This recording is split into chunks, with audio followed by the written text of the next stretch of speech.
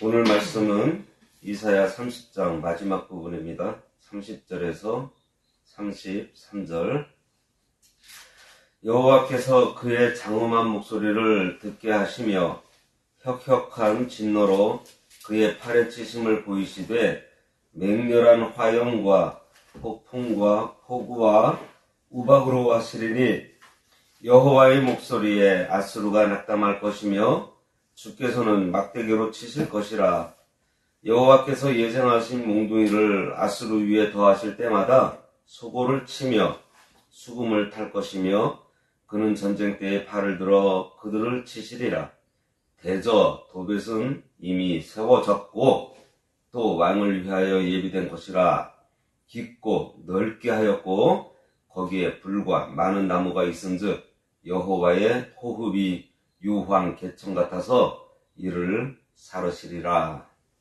오늘 말씀의 제목은 여호와의 목소리입니다. 오늘 본문은 앞에 우리가 아수르를 심판하시기 위해서 임재하시는 하나님의 위엄을 보았고요. 그리고 그 하나님을 맞는 백성들이 기뻐하는 그러한 모습을 보았습니다.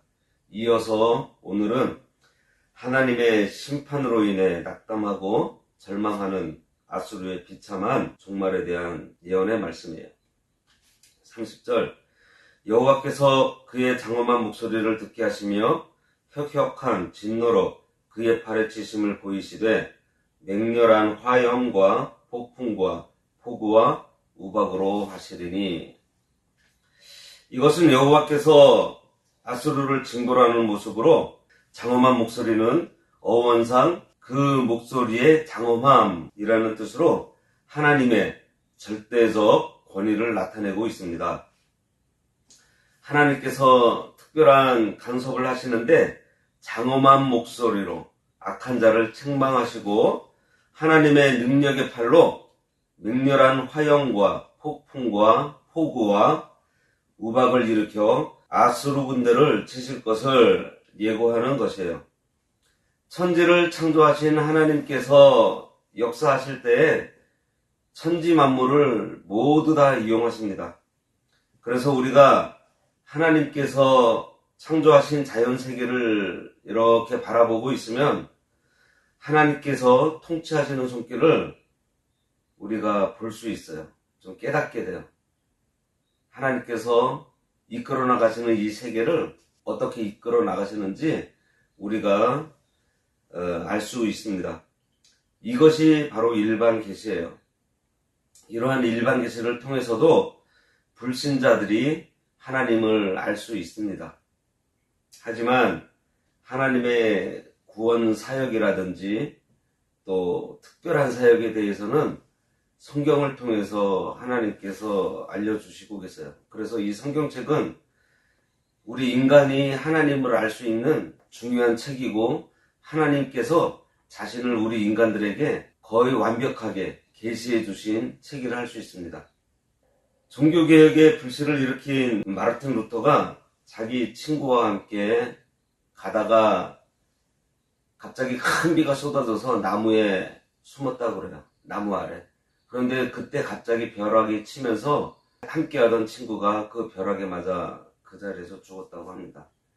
그때 마르틴 루터는 그 똑같은 조건 속에서도 자기 친구는 하나님께서 데려가시고 자기를 살려두신 데에는 하나님의 어떠한 뜻이 있을까 하는 생각을 하게 되었고, 지도자가 되어서 평생을 하나님께 바치기로 소원했다고 합니다. 그 전까지 루터는 법률가가 되어서 명예도 얻고 돈도 좀 잘 벌고 그래서 좀 잘 살아보려는 꿈을 가지고 열심히 공부하며 노력했었는데, 피조물을 간섭하시는 하나님의 그 위엄, 그리고 그분의 그 긍휼하심을 이 자연현상, 이 벼락을 통해서 깨닫게 되었던 것입니다. 이 자연에서 그리고 사회에서 일어나는 일들을 우리가 무심히 지나치면 피조물들에게서 나타나는 여러 가지 그 현상 가운데 있는 하나님의 섭리하심을 알 수 없습니다. 하지만 우리가 그러한 것들을 믿음의 눈으로 보면 깨달을 수가 있어요. 여기가 제주도인데 이 바닷가를 이렇게 쭉 지나다니면서 보면은 참 귀한 개석들이 참 많이 있습니다. 뭐 일일이 사람들이 그쪽에서 만들어 놓은 것도 아니고, 또 뭐 주삼절리도 있고, 또 바람 부는 날에 파도 치는 모습, 이러한 것들을 보면은 야, 참 하나님께서 창조하신 이 세계가 아름답기도 하면서 때로는 그 하나님의 그 어미하심이 이 자연 만물을 통해서도 다 드러나요. 그런데 그러한 믿음의 눈이 없으면은 그냥 때로는 아름다운 그 경치고, 그리고 비바람이 치면은 오늘 날씨가 좋지 않구나, 이렇게 넘어가고 만다는 것입니다. 그런데요, 예수님께서도요, 이 자연을 통해서 우리들한테 메시지를 주셨습니다. 뭐라고 그러셨죠? 야, 너희들 저 들에 백합화 봐봐. 그리고 저 공중 나는 새를 봐봐. 하시면서 이 자연 세계가 돌아가시는 것을 통해서 하나님의 뜻을, 또 하나님께서 하시는 일을 설명하셨습니다. 31절에 여호와의 목소리에 아수르가 낙담할 것이며 주께서는 막대기로 치실 것이라. 하나님께서 능력의 팔로 맹렬한 화염과 폭풍과 폭우와 우박을 일으켜 아수르 군대를 치시면 아수르가 전의를 상실하게 될 것을 말합니다. 보통은 이 싸움에서 상대가 전의를 상실하면은 그래 다시는 덤비지 말아라 하면서 멈추기 마련인데, 하나님께서는 여기서 심판을 멈추지 않으셔요. 더욱 거세게 아수르를 징벌할 것을 암시합니다. 하나님께서는 철저하게 악인을 심판하세요. 베드로후서 2장 4절에 보면 하나님이 범죄한 천사들을 용서하지 아니하시고 지옥에 던져 어두운 구덩이에 두어 심판 때까지 지키게 한다 그러셨습니다. 악에 대해서는 철저하신 분이 하나님이세요.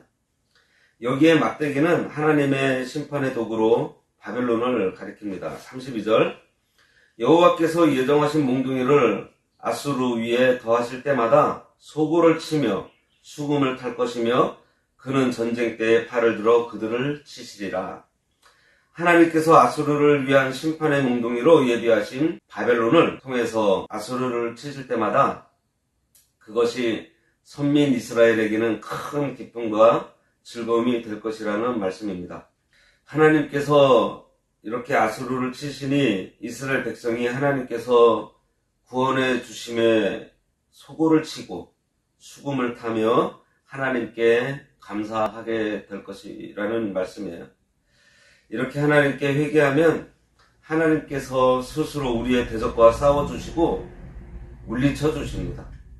이러한 아수르에 대한 하나님의 심판을 예언하는 오늘 말씀은 이 세상 역사나 현상들이 어느 것 하나도 우연에 의해서 일어난 것이 아니고 하나님께서 계획하시고 섭리하심으로 이루어진다는 사실을 밝히고 있어요. 또한 하나님께서는 그의 백성들을 보존하실 계획을 갖고 계시고 항상 그 계획을 따라 섭리하심으로 당신의 백성들을 인도하고 계신다는 사실도 잘 보여주고 있습니다. 33절, 대저 도벳은 이미 세워졌고 또 왕을 위하여 예비된 것이라 깊고 넓게 하였고 거기에 불과 많은 나무가 있은즉 여호와의 호흡이 유황 개천 같아서 이를 사르시리라. 여기 도벳은 예루살렘 남서쪽에 위치한 힌놈 골짜기에 있는 산당입니다. 본래 우상 숭배자들이 암몬 족속의 신이었던 몰록에게 인신 제사를 드리기로 유명한 곳이에요. 때문에 흰놈의 골짜기는 선지자들에 의해서 하나님에 의한 형벌의 장소가 될 것을 선고받았었고, 신약시대 지옥을 뜻하는 게헨나가 바로 여기에서 유래가 되었다고 합니다. 따라서 도벳이 왕을 위해 예비되었다는 것은 아수르 왕을 위한 하나님의 형벌이 이미 마련되어 있다는 말이고요. 이러한 도벳이 깊고 넓게 세워졌다는 것은 수많은 아수르의 군사들이 하나님의 치심으로 죽게 될 것을 암시하는 말씀입니다. 이것은 히스기야 때 이루어졌죠. 열왕기하 19장 35절에 보면 이 밤에 여호와의 사자가 나와서 아수르 진영에서 군사 18만 5천 명을 친지라. 아침에 일찍이 일어나 보니 다 송장이 되었더라. 그랬습니다. 한편 아수르는 사탄의 악한 세력을 상징합니다. 그래서 본절은 최후에 하나님께서 심판하실 때에 사탄과 그를 추종하는 모든 자들이 모두 하나님께서 예비하신 지옥 형벌을 받게 될 것을 예언하는 말씀이기도 합니다. 여기 보면 여호와의 호흡이 유황 개천 같아서 이를 사른다 그랬어요. 이것은 영원히 꺼지지 않는 불지옥을 의미하는 말씀입니다. 오늘 말씀에서 교훈을 얻은 대로 성도는 죄를 깨닫는 즉시 회개하는 것을 우리가 구체적으로 생활 속에서 실천해야 합니다. 유다 전체가 회개한 게 아니에요. 적은 수의 남은 자들이 회개를 했고 하나님께서는 그것을 기뻐하셨습니다. 그래서 구원의 은혜를 베풀어 주신 거예요. 그러니 우리 한국교회의 적은 수인 남은 자들이 회개하면 하나님께서 악의 세력, 우상의 세력을 다 제거해 주십니다. 성도인 우리는 하나님께서 기뻐하시는 남은 자가 되어야 할 것입니다. 그래서 하나님 앞에서 항상 자신을 돌아보되 모든 일에 하나님을 내가 우선하고 있는지 늘 돌아봐야 합니다. 우리가 오후 예배 시간에 골로새서를 보고 있는데요. 새 생명을 얻은 우리 삶은 위의 것을 찾는 생활이라고 했어요. 그 생활을 할 때 가장 우선되는 것이 위의 것을 생각하는 것이라고 했습니다. 그리고 땅에 있는 지체, 즉 육신의 부패성을 버리는 생활을 해야 한다고 했어요. 우리에게 어떠한 문제가 생겼을 때 우리는 무엇을 가장 먼저 찾고 있습니까? 걱정하고 염려하며 사람을 찾고 의지하지는 않는지 돌아보면서 이제부로는 하나님을 먼저 찾되 우선 잘못된 것 우리가 찾아서 그것부터 회개해야 합니다. 지금까지 하나님 앞에서 잘못 걸어온 것을 다 던져버리고 이제는 하나님께 순종하는 삶으로 돌아서야 돼요. 이렇게 진정으로 회개하고 또 회개의 열매를 맺으면 하나님께서 성도의 심령에 평강을 주십니다. 하나님께서 회개하는 자에게는 하나님의 뜻을 깨달을 수 있도록 지혜를 주시고 또한 신실한 스승을 주셔서 하나님의 말씀을 잘 전달받도록 도우세요. 또 말씀을 읽고 듣는 중에 순종하면 하나님의 능력이 나타나는 것을 체험하게 됩니다. 그리고 땅 위를 살아갈 동안 생업에 필요한 것들을 우리에게 덤으로 주시는데요.